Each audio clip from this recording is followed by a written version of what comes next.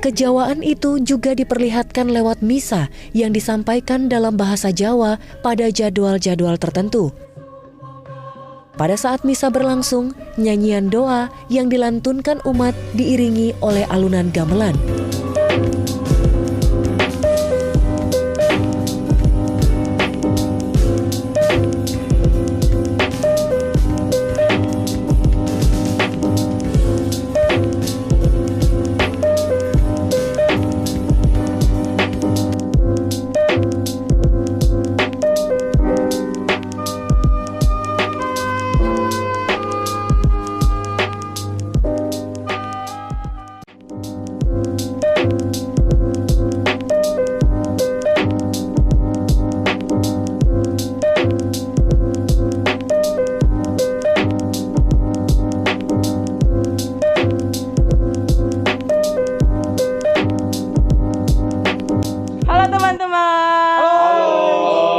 Bagaimana kabar kalian? Aku harap kabar kalian baik-baik aja ya.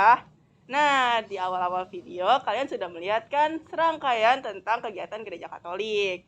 Jadi sebenarnya apa sih yang akan kita bahas di video kali ini? Pasti belum ada yang tahu kan? Nah, sebelum kita membahas lebih lanjut lagi, tentunya aku mau kenalan dulu dong. Jadi nama aku Rahel Lorenika Wijaya. Kalian bisa panggil aku Rahel. Dan tentunya aku di sini nggak sendirian. Aku ditemani sama teman-teman aku. Boleh dong kenalan?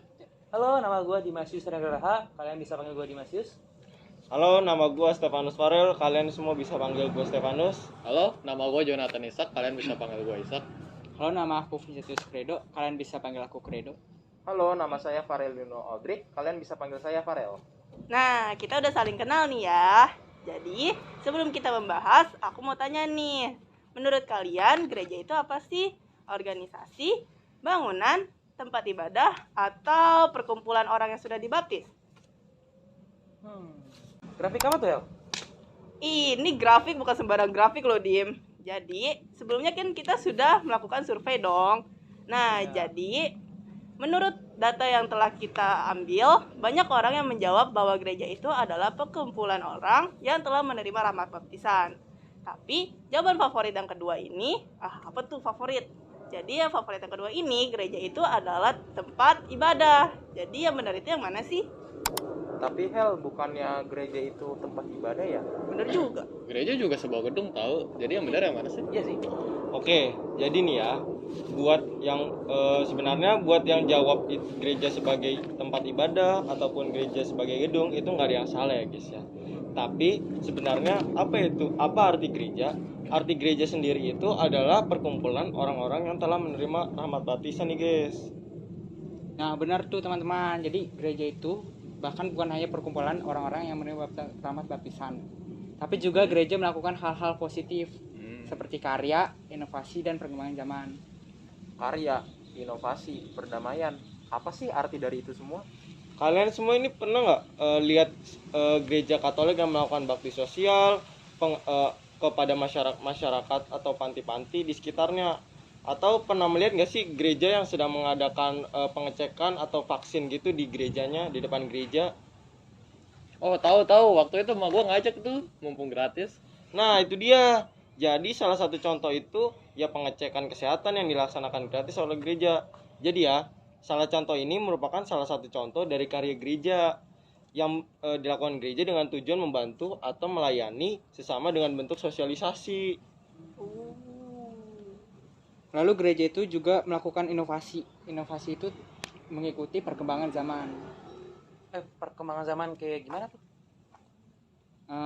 Contohnya kayak sekarang kan masa pandemi, Dim. Jadi segalanya online. Kayak misal online, kayak sekolah online. Jadi gereja itu membuat kayak semuanya tuh online. Pendalaman iman juga online. Jadi bisa lebih gampang gitu ya? Iya. Sekarang juga kalau lihat jadwal gereja juga bisa dilihat dari website sama aplikasi yang gereja bikin gitu, Dim. Oh, keren banget tuh. Gue kira gereja cuma kayak seminggu sekali doang gitu. Iya, bener juga ya. Gue juga cuman kayak ibadah doang ya. Oh iya dong, kita kan juga ingin menyebarkan dampak positif kepada sesama. Anggaplah aja kayak garam di dunia inilah. Garam dunia, perdamaian dunia gitu. Iya juga sih. Oh iya, lupa satu lagi. Gereja juga melakukan perdamaian dunia dengan mewujudkan perdamaian di dunia. Ih, contohnya apa tuh? Gue tahu sih gereja itu emang tujuannya untuk perdamaian dunia. Cuman mau tahu dong contohnya apa dalam kutip di seluruh dunia ya. Contohnya itu kayak pada saat Paus Fransiskus melakukan kunjungan ke pemimpin Syiah Ayatullah Al-Sistani di Irak.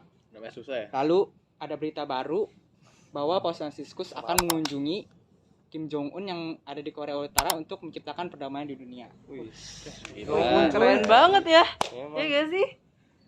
Ternyata banyak banget nih informasi yang kita dapetin ya hari ini. Tapi sebenarnya apa sih peran gereja sekarang itu?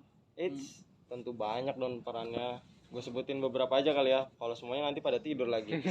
Tahu aja kamu. Jadi, gereja itu mendidik jemaat ke jalan yang benar dengan cara menenangkan penginjilan dengan teladan, memilih dan melatih serta memperlengkapi pekerja serta memberi peluang bagi mereka untuk melayani. Lalu, peran gereja yang kedua itu untuk membawa jemaat harus bertumbuh dalam iman Kristus dengan menyatakan maksud Allah yang kekal, yaitu keselamatan, menuntun setiap murid untuk menerima dan mengakui Tuhan Yesus sebagai juru selamat.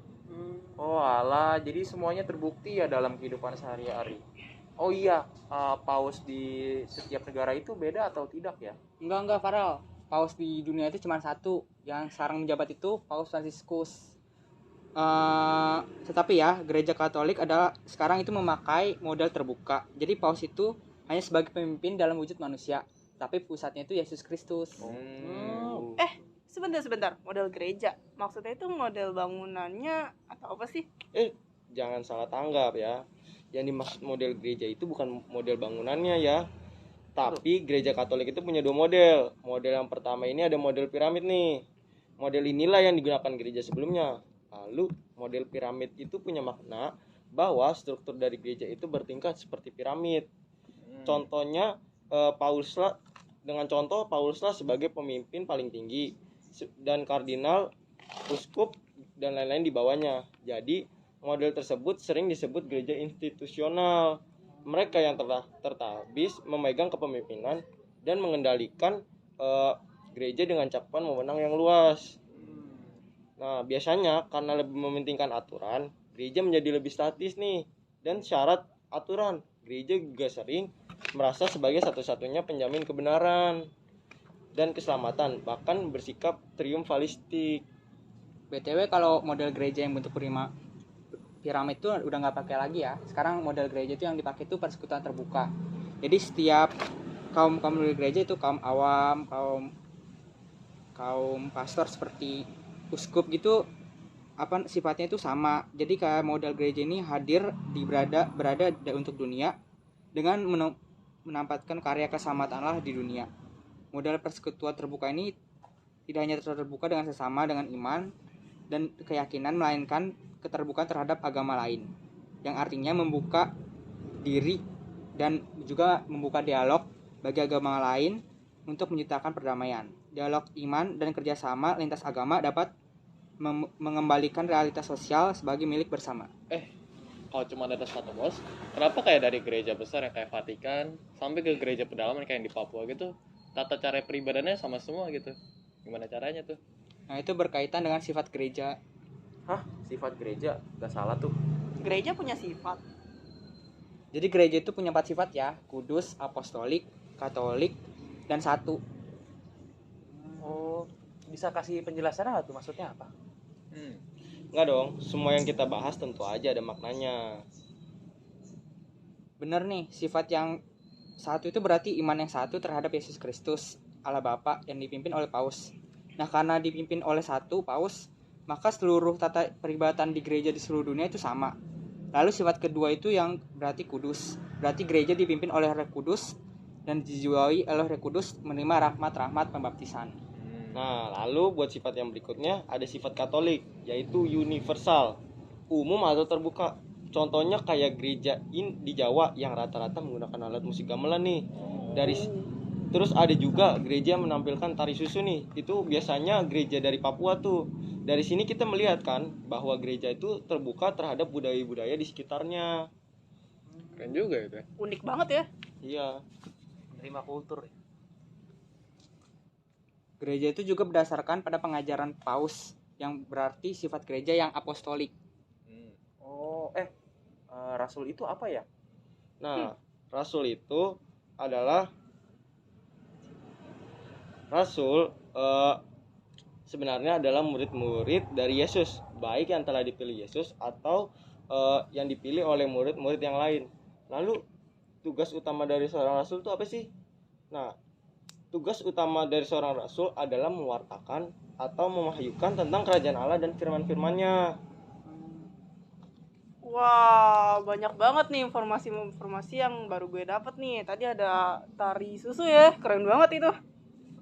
Tapi pasti tentu ada pedomannya dong gereja melakukan ini semua. Sebenarnya apa sih pedomannya? Ada dong pedomannya, yaitu jemaat perdana. Kalau boleh tahu, jemaat perdana tuh apa ya?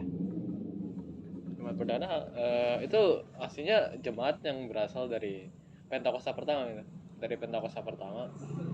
Pentakosta emang berkali-kali ya? Iya, Pentakosta berkali-kali kok. Jadi jemaat perdana itu tuh anggota gereja yang pertama. Bener gak sih, Rel? Bener. Wow.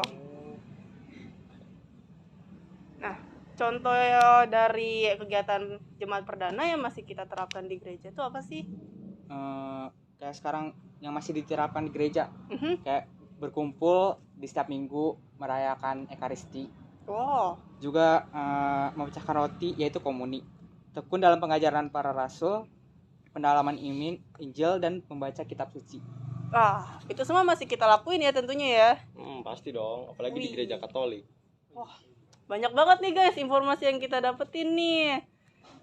Semoga apa yang kita sampaikan, apa yang kita bahas hari ini bisa bermanfaat bagi kalian ya. Oke, Amin. kita rasa udah gak sih sampai sini aja?